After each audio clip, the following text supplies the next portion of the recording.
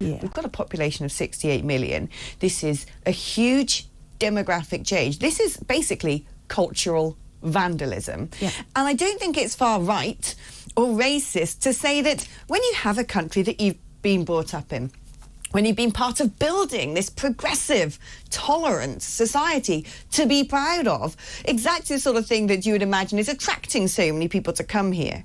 But then you don't get to share in the spoils of it. Instead, you watch it changing radically before your very eyes. And disintegrating. Because let's face Disintegrating. it, all services have disintegrated. Doesn't matter where you look. If you look at the railways, if you look at GPs, if you look at A&E, if you look at the public sector, the roads, education, nothing is working. Right, and where are these sort of conflagrations taking place? I'll tell you where. They're taking place in communities that are on the sharp end of this. Yeah. People who, it's all very well for the middle-class, middle-aged white women, usually, moaning about everyone being racist and awful and far-right. They live in the leafy villages. They don't have an issue with men following them down the streets, harassing them. They don't have an issue with losing their jobs to a load of people who have come in from different countries. Well, they also quite enjoy their cleaners who are working at minimum wage or less. Yeah. They're builders who are undercutting tradesmen who have trained and lived here for their lives. Yeah. They enjoy all of those perks without having any of the downside. Yeah, their high street is probably the local post office, the village shop, some yummy mummy cafe, a Gale's bakery with a Lib Dem MP. Who no Go longer away. take cash, by the way. Do not use Gales. They no longer take Gales cash. to me are the embodiment of pure evil. But apparently the person who set up Gales is a Brexiteer, so perhaps not. But the problem is they are so detached from the world in which the vast majority of people live, and because they live in their little echo chamber, in their dinner parties, and they go to their work and they sit at a desk next to some wonderful people from all around the world who have come here with Western values and a great education.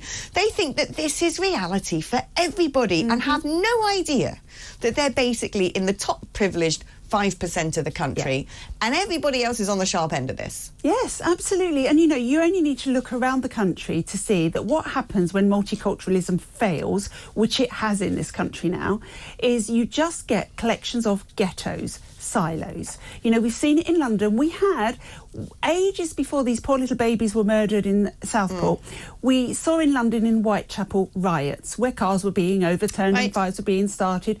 Not riots by far-right thugs, riots by the local Muslim population in sympathy with people in Bangladesh. Right, exactly. Something happened in Bangladesh, and the Bangladeshi community came out, took to the streets and created hullabaloo. And you know what? I put the blame at this all the way back at the beginning of these pro-Palestine marches, because that was OK. We mustn't condemn them. This is all fine. No one should be arrested. This is just people's natural right to protest. Well, do you know what? People have watched this taking place weekend after weekend after weekend. They've seen people wearing those keffiyeh scarves. They've seen people carrying banners with Arabic writing on. They've heard people shouting intifada. They've had people shouting from the river to the sea. They've seen this on the streets of the United Kingdom and thought, I don't recognise that. And I don't understand, frankly, what I have to do with the foreign policy decision of a country in the Middle East of which the UK has no say, is taking no part. And, of course, all these people are gobbling up misinformation online, Iranian-backed propaganda, suggesting that tens of thousands are being killed, suggesting that we're selling weapons to Israel. All of this nonsense that these people on these marches are using to justify going out on these marches, doing the bidding of a hostile regime that, frankly, wants to undo us and our communities. But they didn't go out and march when Assad was killing 100,000 of his own women, children and men, did they? No. They didn't go out and protest when 2 million Muslims were in concentration camps. They're not going out right now for Ukraine. No. They're not going out right now for what's going on in Somalia and Sudan. There are concentration camps in China with Muslim people in it. They're not doing it. It's just because it's Israel. It's basically because this is spoon-fed by bot farms in Iran, propped up with bot farms in China, in Russia. We're all being played. The Chinese are very good at controlling their own people when it comes to social media. It barely exists. They're also very good at controlling us with social media. Absolutely. And that is a huge part of what's going on right now. And I suggest it's high time government started talking about this sensibly and properly. And, you know, I have sympathy with people who want to go out and protest peacefully, because it's got to the point that what is left? What other resort can people use? Because it's not working at the ballot box. But the problem is we have seen far-right people go out and protest completely peacefully, and they still have to wake up the next morning and see the media present it as a far-right thugs collection. They still have to be kettled. Some of them still have to be arrested.